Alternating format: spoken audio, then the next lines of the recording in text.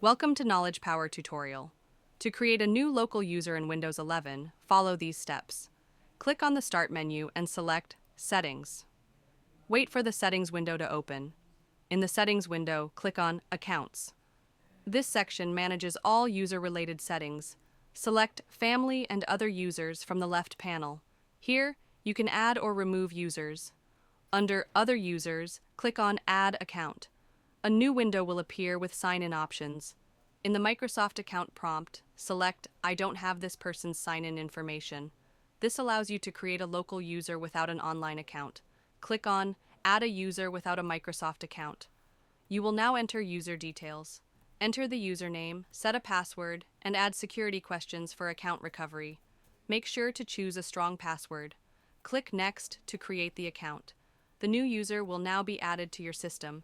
The new local user will now appear under Other Users. You can click on it and select Change Account Type if you need to make it an administrator. This step is optional but useful if admin rights are needed. That's it. You have successfully created a local user in Windows 11. Please do not forget to hit like, share, and subscribe. Thank you.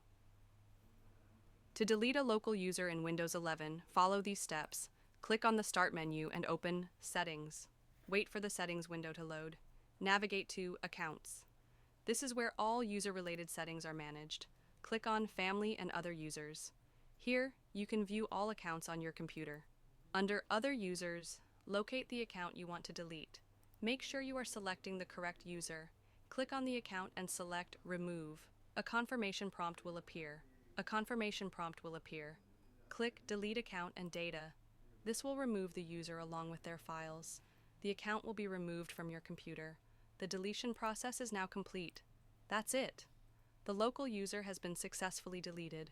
Please do not forget to hit like, share, and subscribe. Thank you.